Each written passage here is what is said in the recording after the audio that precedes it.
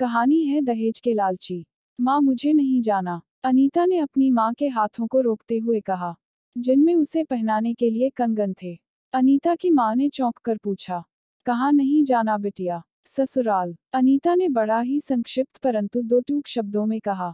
उसकी माँ ने मुंह फाड़कर ऊपर से मुंह पर हथेली रखकर लगभग फुसफुसाकर चिल्लाते हुए कहा, यह तू क्या कह रही है बिटिया? इतना कहकर वह इधर उधर मुंह घुमाकर कमरे में मौजूद औरतों को इस तरह से देखने लगी कि उनमें से किसी ने कुछ सुना तो नहीं। किसी का ध्यान अपनी ओर न देखकर वह फिर से अनीता से बोली, पगला गई है का बिटिया? ये कैसी बात कर रही है? अभी कोई सुन लेगा तो? सुन ले तो सुन ले, मैंने कहा ना मुझे कहीं नहीं जाना। अनीता ने कुछ कुछ सुनाने वाले अंदाज में ही कहा, जिसे कमरे में उपस्थित सभी औरतों ने सुन भी लिया।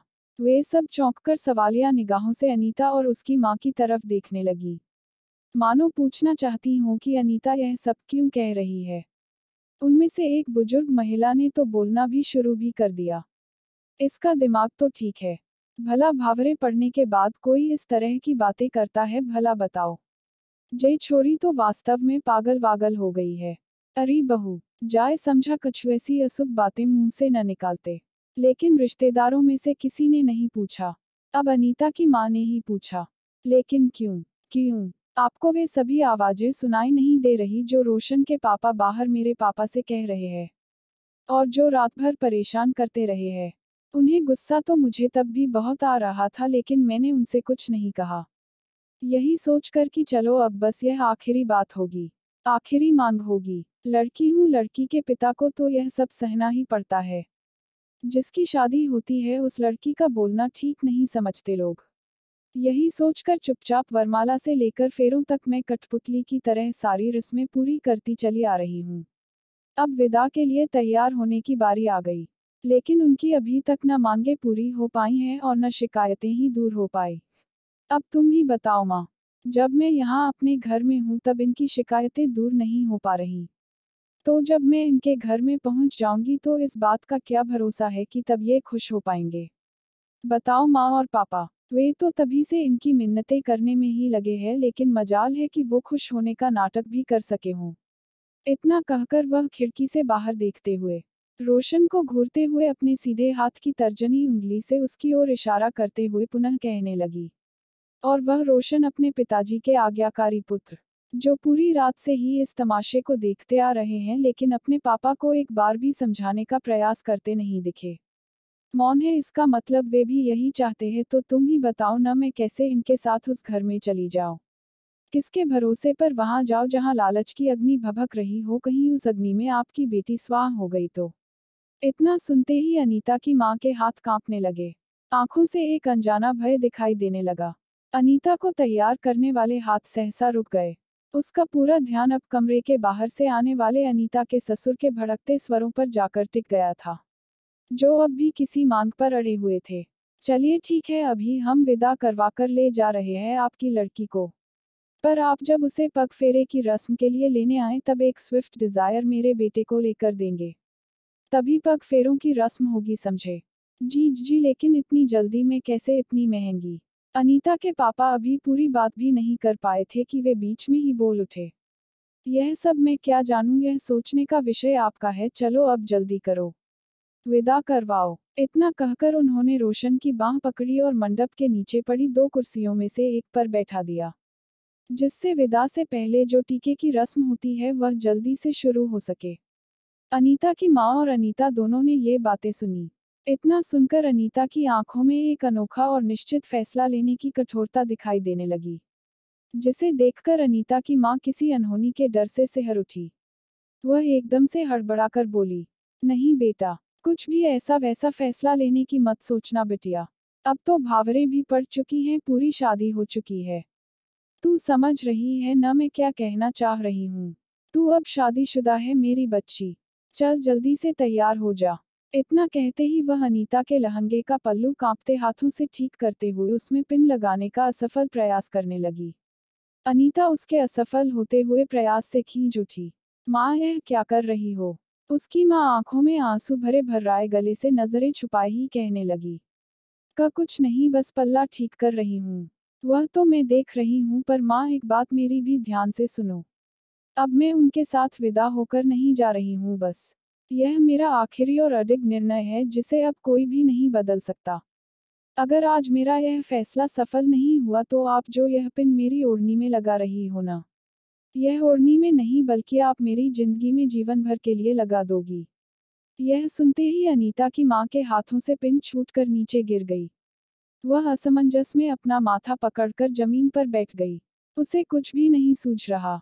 एक तरफ वह अनीता के लिए फैसले के होने वाले परिणाम से भयभीत है, तो दूसरी तरफ अनीता के जीवन की सुरक्षा को लेकर आशंकित है। अनीता भी अपनी माँ की स्थिति से अनभिज्ञ नहीं है, इसलिए वह भी थोड़ी सी विचलित दिखाई देती है, लेकिन फिर चेहरे पर कुछ कठोरता ले आती है। उसने आप देखा न ताव और सीधे कमरे के दरवाजे को तीव्रता से चीरते हुए ठीक उसी मंडप के सामने जाकर खड़ी हो जाती है। लाल आंखों में आंसुओं के साथ साथ क्रोध का लावा फूट पड़ता है। वह सपाट शब्दों में विदाई से इनकार कर देती है। मुझे आप लोगों के साथ विदा होकर नहीं जाना है। आप यहाँ से उठें और अपने बेटे को लेकर चले जाए।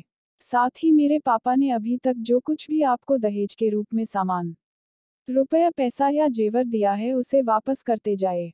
रोशन और उसके पिताजी अनीता का यह रूप देखकर भौंचक के रह गए। उन्होंने इस परिस्थिति की तो कभी कल्पना भी नहीं की थी। यहाँ तक कि अनीता के पापा और सभी रिश्तेदारों भी चौंके हुए थे। तभी रोशन के पापा की तेज तेज आवाज वातावरण में गूंज उठी। यह क्या बदतमीजी है बताओ तो तुम्हें शर्म नहीं आती? यह तुम किस हालत में हमारे सामने आकर खड़ी हो गई और हमसे किस तरह से बात कर रही है? कुछ लोग लाज शर्म वम है, कोई संस्कार वगैरह है कि नहीं? तभी रोशन भी बोल उठा। तुम मेरे पिताजी से कैसे बोल रही हो? हमारे यहाँ ससुर से पर्दा किया जाता है और तुम इस तरह बेशर्मी से यहाँ। चलो अंदर जाओ, शर्म आनी चाहिए तुम्हें। शर्म वह भी मुझे आनी चाहिए। वाह, अरे शर्म तो तुम्हें आनी चाहिए जो तुमने रात भर से यहाँ पर लुटेरों की तरह आतंक मचा रखा है। और तुम तो बोल भी सकते हो, यह मुझे अभी पता चला। तो अपने पिताजी से कहो कि अगर अपनी खैर चाहते हैं तो बिना दुल्हन के वापस चले जाएं। वरना अभी पुलिस आएगी और तुम्हारे साथ साथ उन्हें भी जेल की हवा खानी पड़ेगी। भलाई इसी में है कि यहाँ से चुपचाप निकल जाओ। अनीता के इन शब्दों को सुनकर रोशन कुछ व्यंग्यात्मक शैली में मुस्कुराते हुए बोला। हम तो चले जाएंगे, लेकिन तुम्हारा क्या होगा? तुम समाज में क्या मुंह दिखाओगे? तुम शादीशुदा हो, अब तुमसे कौन शादी करेगा? बड़ी आई बहादुरी दिखाने वाली। चुप, बिल्कुल चुप। एक बार भी अपनी गंदी जुबान से मुझे पत्नी मत कहना। मैं कोई तुम्हारी पत्नी वतनी नहीं समझे। केवल फेरे लेने भर से तुमने मुझ पर कोई अधिकार नहीं जमा लिया।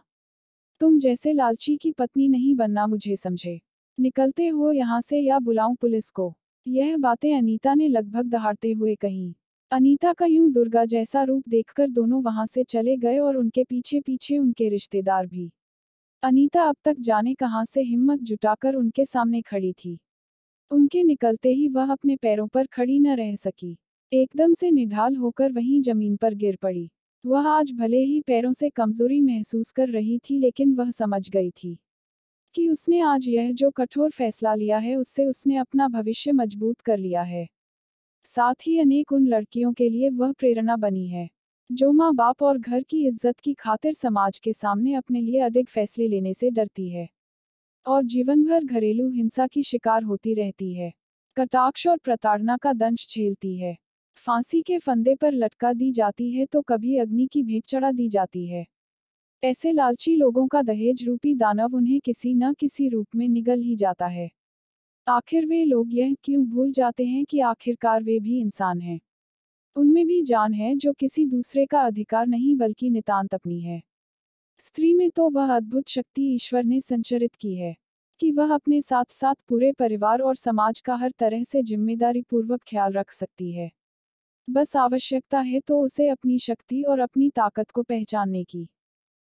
ऐसी ही अच्छी कहानी देखने के लिए इस कार्ड पर क्लिक कीजिए। अगर आपको कहानी पसंद आए तो लाइक और शेयर कीजिए और चैनल को सब्सक्राइब करना मत भूलिए।